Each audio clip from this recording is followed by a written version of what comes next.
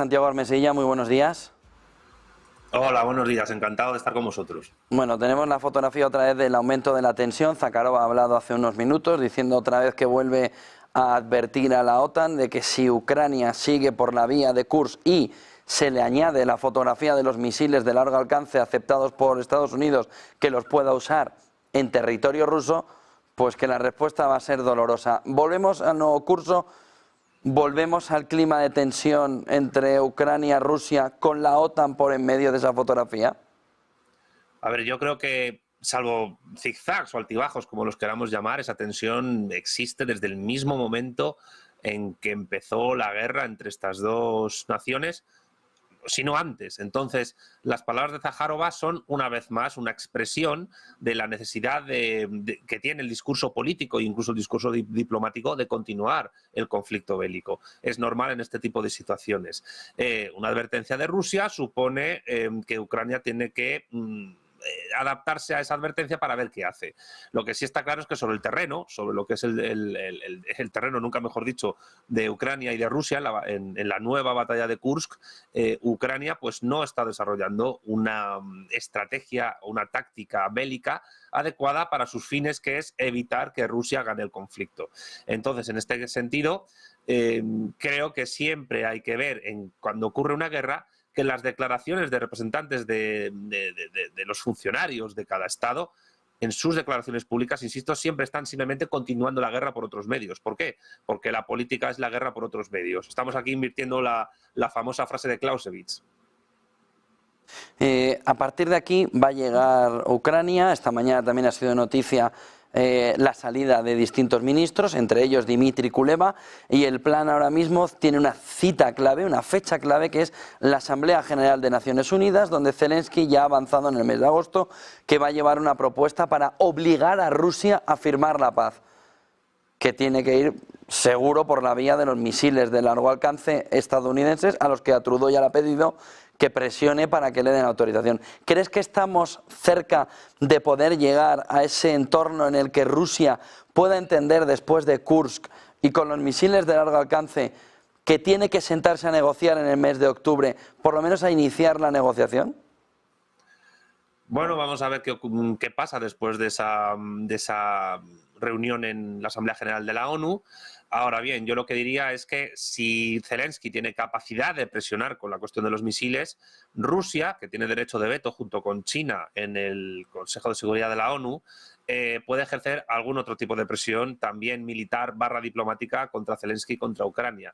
Es decir, este es un toma y daca, y también es otro ejemplo más de cómo, a través de las vías aparentemente diplomáticas, aparentemente pacíficas, pues porque la ONU es una expresión de la idea de paz perpetua de Kant, para que veamos las conexiones entre filosofía, política y guerra, pues seguramente Putin le diga a Zelensky: bueno, tú me presionas con los misiles, yo te presiono a ti con otra cosa. Puede ser los drones, puede ser otra cosa, puede ser otro tipo de cuestiones. Entiendo que Zelensky tiene que jugar la carta de la ONU para seguir con sus planes y programas, pero en la ONU se está escenificando una extensión más del conflicto bélico, y vamos a ver por dónde deriva. Yo no diría que Zelensky pudiera fracasar estrepitosamente en ese tipo de medida, pero más por la cuestión de los misiles que por la cuestión de hablar en la ONU. Ahora bien, yo insisto, los que mandan en la ONU son los que tienen asiento en el Consejo de Seguridad realmente. La Asamblea puede decidir ciertas cosas, pero cuando los que tienen derecho de veto lo ejercen, o cuando pueden ejercer otro tipo de presión, al final pues puede quedar en nada. Veremos cómo se desarrolla, pero yo entiendo que, de nuevo, pues la política, en este caso la diplomacia y los discursos en la Asamblea General de Naciones Unidas, son la guerra, de nuevo, por otros medios. A partir de aquí hay que mirar también a Oriente Medio, a una fotografía que en agosto ha empezado a complicarse, pero que se ha relajado bastante. Sin embargo, veíamos a Netanyahu esta semana decir que no, que no, que no y que no a parar la guerra en Gaza hasta que se alcancen los últimos objetivos militares en el entorno. Sí. ¿Corremos el riesgo de que los dos conflictos escalen otra vez a la vez de la mano de Irán también? Yo no sé hasta qué punto Irán podría tener mano o capacidad de impulsar cambios en el conflicto en Ucrania, pero evidentemente con Israel sí. Es decir, la enemistad, el enfrentamiento entre Irán e Israel desde que empezó la ofensiva de Israel en Gaza es total, absoluto.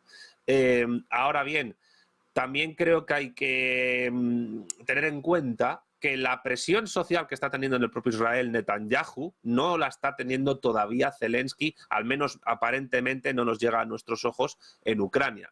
Se está movilizando mucha población israelí pidiendo la dimisión de Netanyahu por cuestiones de política interna, pero también conectadas con lo que ocurre con Palestina.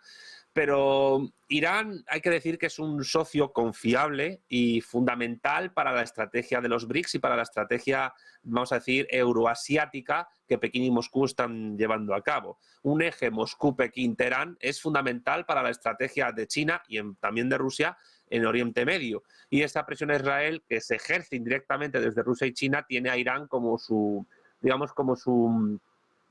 como la persona que está avanzando, empujando a los jugadores de fútbol americano, mientras los que están detrás, que son Rusia y China, van con el balón directo al ensayo. En este sentido, todavía Zelensky, es verdad que hay mucho movimiento en el ejército ucraniano y en el gobierno y en capas del funcionariado ucraniano, pues no está teniendo movilizaciones sociales que presionen de abajo arriba a nivel popular a todo lo que está haciendo. Entonces, en base a eso, pues yo diría que poco puede hacer Irán. Yo creo que puede ejercer, entre comillas también lo digo, mucha más presión política en el conflicto en Ucrania estados como Bielorrusia o incluso Hungría con Orbán que Irán. De todas maneras, en cierto modo, insisto, ese eje Moscú-Pekín-Teherán presiona para que los BRICS, como proyecto también euroasiático me refiero sobre todo por la parte europea de Rusia, pueda llegar a ser hegemónico también en Oriente Medio, y en ese sentido, si la capacidad de operatividad de Israel en esa región del mundo se merma, eso puede beneficiar a esa estrategia de los BRICS en la cual Irán ejerce un papel fundamental. Muchísimas gracias, Santiago. Buen día y buen negocio. Igualmente, un abrazo para todos.